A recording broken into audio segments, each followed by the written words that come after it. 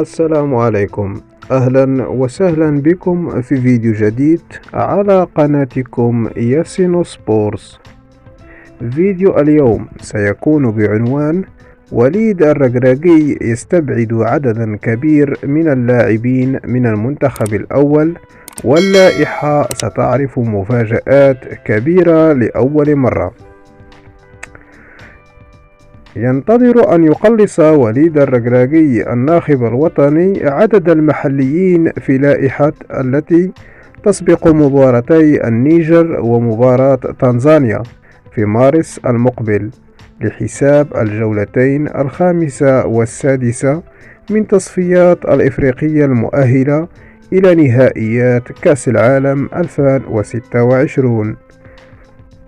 وسيقتصر مدرب المنتخب المغربي وليد الركراكي على استدعاء 3 أسماء ضمن اللائحة النهائية، ويتعلق الأمر بالحارس عبد العالي المحمدي من نهضة بركان، وأيوب الخياطي من الجيش الملكي، إضافة إلى جمال أحركاس مدافع الوداد الرياضي، فيما قد يسقط من اللائحة يوسف بالعمري الظهير الأيسر للرجاء الرياضي بسبب تراجع مستواه جراء الإصابة التي تعرض لها، والحارس صلاح الدين شهاب الذي ربما سيغيب بسبب رغبة الناخب الوطني في الاقتصار على 3 حراس فقط.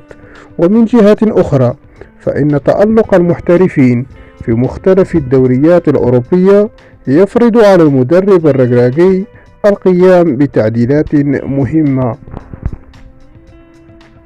على حساب اختياراته البشرية، أن يجد نفسه مضطرا لمنح الفرصة لعدد منهم من أجل اختبارهم أمام النيجر وتنزانيا، إضافة إلى رغبته في استعادة بعض الأسماء التي غابت عن المنتخب الوطني في الفترة الأخيرة، في مقدمتها رومان سايس مدافع السد القطري. ويجرى الحديث عن إمكانية توجيه الدعوة إلى لاعبين جدد مثل بلال نظير المحترف بمارسيليا الفرنسي، وحمزة إكمان هداف غلاسكو رينجرز الاسكتلندي. وينتظر أن يستعين الركراكي بخدمات كل من سفيان ديوب المحترف بنيس الفرنسي، وأسامة الصحراوي مهاجم ليل، بالنظر إلى المستويات الرائعة التي يقدمها إلى الآن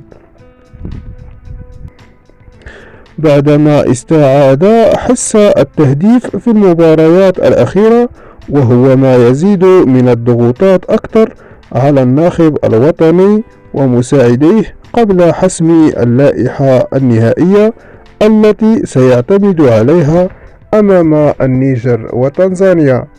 نهاية الفيديو، شكرا لكم على المشاهدة والدعم.